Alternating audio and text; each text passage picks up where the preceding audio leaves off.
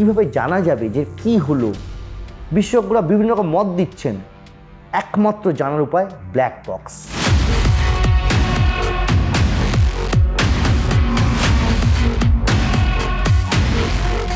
Black box জিনিসটা কি? প্রত্যেকটা বিমানে থাকে, বেসরকারি, সরকারি, প্রাইভেট, সমস্ত বিমানে থাকে এই ব্ল্যাক বক্স। বেসিক্যালি এটা অরেঞ্জ কালারের হয়। আমি নিজে দেখেছি এই ব্ল্যাক বক্স। একটা MiG-21 বিমান, সেটা ভেঙে পড়েছিল, তখন এয়ারফোর্সের লোক ব্ল্যাক বক্সটা খুলছিল। খুব সহজে খোলা যায়, 15 থেকে 20 মিনিট টাইম লাগে। ব্ল্যাক বক্সটা রাখা থাকে ইঞ্জিনের কাছেই এমন একটা জায়গায়, যা মাটির তলায় ঢুকে গেলে পরেও কোনো অসুবিধা নেই, জলের তলায়, আটলান্টিকের তলায় পড়লেও কোনো অসুবিধা নেই, আগুনের মধ্যে পড়ে 10,000 ডিগ্রি সেলসিয়াস হলেও কোনো সমস্যা নেই, অর্থাৎ সেটা ধ্বংস হবে না। এরকম একটা কন্টেনারের মধ্যে রাখা থাকে। এটা আগে, বহু বছর আগে, এটার যেটা পুরনো ভার্সন সেটাকে বলা হতো রেড এগ, লাল রঙের রাখা হতো, অথচ ভিতরের দেওয়ালটা কালো ছিল। তারপরে এলো হচ্ছে ভিতরে যে কালো জায়গা থেকে, সেখান থেকে তৈরি হলো ব্ল্যাক বক্স এই নামটা। আসলে এটা অরেঞ্জ কালারের। এর মধ্যে দুটো গুরুত্বপূর্ণ জিনিস থাকে, একটা ককপিট ভয়েস রেকর্ডার CVR, আরেকটা হচ্ছে FDR ফ্লাইট ডেটা রেকর্ডার। এই ককপিট ভয়েস রেকর্ডার, এই যে বলা হচ্ছে যে মে ডে কল করেছিল, ফরাসি শব্দ মে দেয়া, সেখান থেকে এলো মে ডে, বাঁচাও আমাকে, আরতি, SOS, সেভ আওয়ার সোলস। এই যে SOS, এটাই মে ডে কলটা দেওয়া হয় যখন ফ্লাইটে কেউ বিপাকে পড়ে, কোনো পাইলট বুঝতে পারেন তার নিয়ন্ত্রণের বাইরে সমস্ত কিছু, তখন তিনি মে ডে এই কলটা করেন। কাকে করেন? ATC-কে, এয়ার ট্রাফিক কন্ট্রোল, যেখান থেকে তার কমিউনিকেশন হয়। এখানে শুধু মে ডে কল নয়, তার আগে পাইলট বলেছিলেন যে আমি উঠতে পারছি না, থ্রাস্ট পাচ্ছি না। থ্রাস্টটা কি?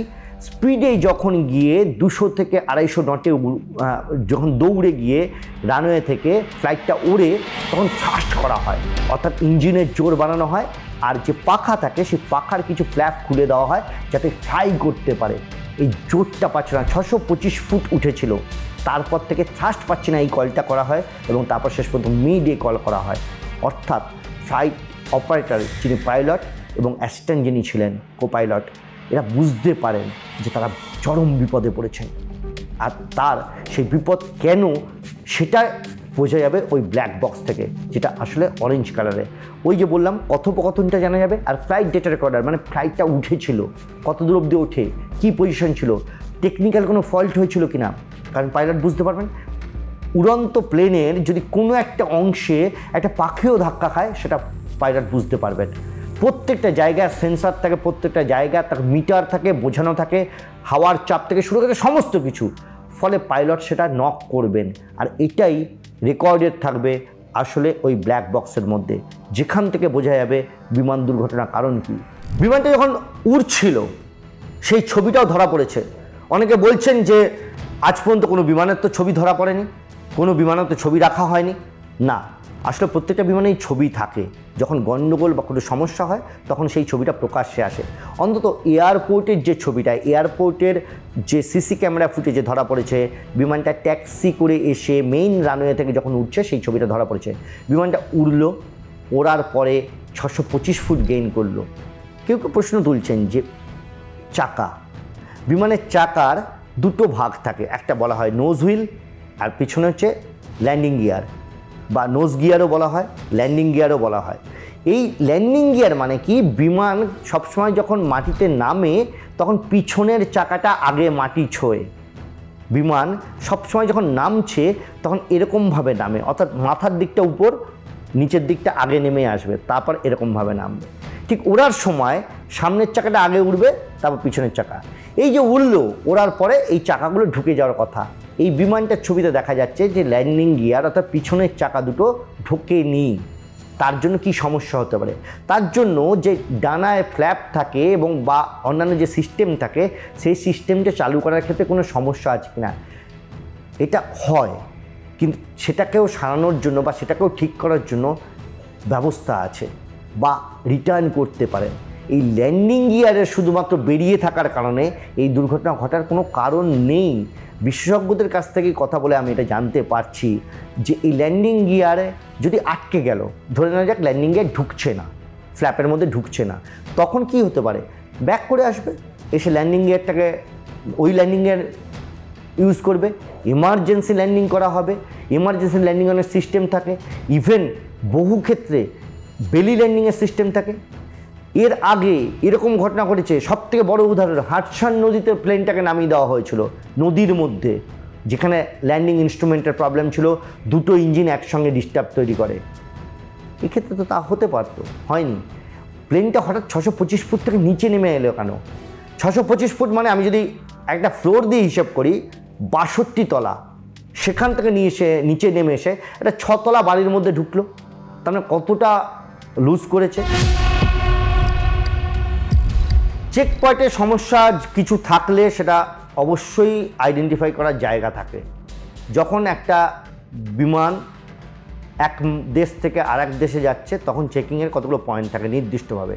এয়ার ইন্ডিয়ার চেকিং সিস্টেম নিজস্ব, তার নিজের কোম্পানি রয়েছে, এয়ার ইন্ডিয়ারই একটা কোম্পানি, তারাই চেকিংগুলো করে। সেই চেকিংগুলোর মধ্যে সমস্ত কিছু চেক করা হয়, কিন্তু যদি টেকনিক্যাল পয়েন্টে কোনো টেকনিক্যাল স্ন্যাগ হয় সেটা এভাবেই আচমকাই হয়। আমি জানি না বাইরে থেকে কোনো কিছু হয়েছে কিনা, সেটা এখনও পর্যন্ত স্পষ্ট নয়, তবে প্রাথমিকভাবে ধরে নেওয়া যেতে পারে না বাইরের কোনো এফেক্ট এখানে নেই বা সাবোতাজ নাশকতার কোনো জায়গা নেই। কিন্তু তা হলো ভিতরের যদি কোনো ফল্ট হয়ে থাকে, পাওয়ার ছিল না বলছেন পাইলটরা একটা কথার মধ্যে, এই পাওয়ার চলে যাওয়া, এটা এই বিমানটার লিথিয়াম আয়নের, এখানে কিন্তু এর আগে একটা ঘটনা আছে, এই বোয়িং 787-8 এটা নিয়ে একটা সময় এই লিথিয়াম আয়ন ব্যাটারি গরম হয়ে গিয়ে এখানে ফায়ারের একটা প্রবণতা তৈরি হয়েছিল। পরবর্তীকালে অবশ্য বোয়িং ড্রিমলাইনার তারা নিজেরা এটাকে সারিয়ে নিয়ে বলেছিল এবং তারা নতুন করে আবার পারমিশন পায়।